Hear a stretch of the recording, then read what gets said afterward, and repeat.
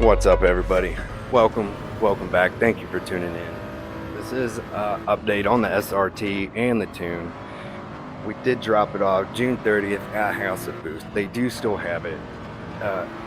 I said, and a few others agreed, but I did say in a previous video that I didn't think the Tune was 100% correct.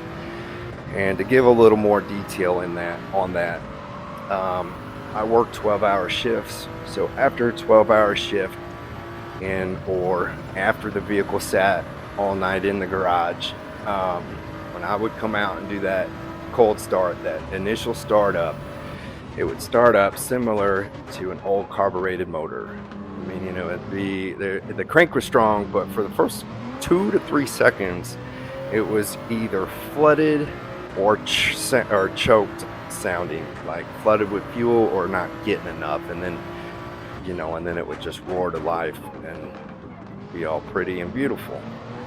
Well, so then the second issue is I'm rolling down the road, and if I punch this thing, there's times it seemed like the computer didn't know what to do, and it, depending on where or what speed or whatever I punch this at, there's times we'd go through a couple gears where it was like it's thinking about what to do, and you could tell it was heavily restricted, and that there was just like a wall in front of this thing and not letting it go.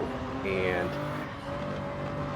to confirm that there was times in higher gears at around 4,000 you just get a huge release of power, but sooner get that power at 4,000 and it's shifting around 55, 6,000 for the red line, and so you're only I'm only getting that huge burst of power for a second. So but again, to have 2 or 3 seconds or to go through gears of this thing not knowing what to do, it shouldn't be like that.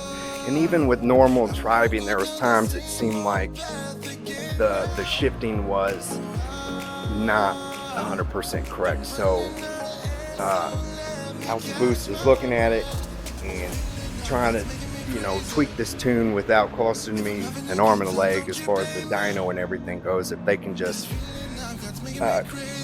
contact Whipple and work with them. I had approved like a pulley swap, and to do that, I'm all good with that. I told them, if they need to dyno it to cut through the bullshit, it's all good there. But again, they didn't want to waste my money, and if they didn't have to, then they weren't going to. And also, to get it running right before we do a dyno and custom tune is something else that they were pushing, and I kind of agree. We got to get it running right. So to give a little more detail, I have spoke with them, or they reached out to me and have said that they are talking with Whipple and also HP tuners, and they are having trouble accessing the data and being able to read that data so that they can tweak this Tune. And at this point, they have said they don't know if it's the software of the Tune or if it's something with the vehicle itself. So that's kind of where I'm at, and that was a little disheartening, to say the least, on a brand new vehicle, to have somebody tell you that there's something wrong with there could be something potentially wrong with the vehicle itself. But I guess on a positive side, it does confirm that it's not 100% correct, and we've got nothing else to do but get the damn thing 100% correct. So hopefully I can afford it and it doesn't break the bank, and we'll get this thing running right, hopefully sooner than later. So again, as I find out stuff, I will keep you all updated. Any comments, questions, go ahead. It's always welcome.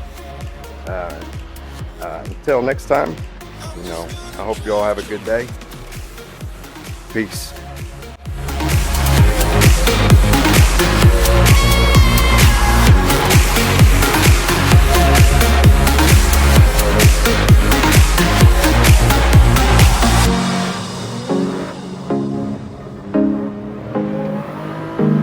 I'm just gonna drive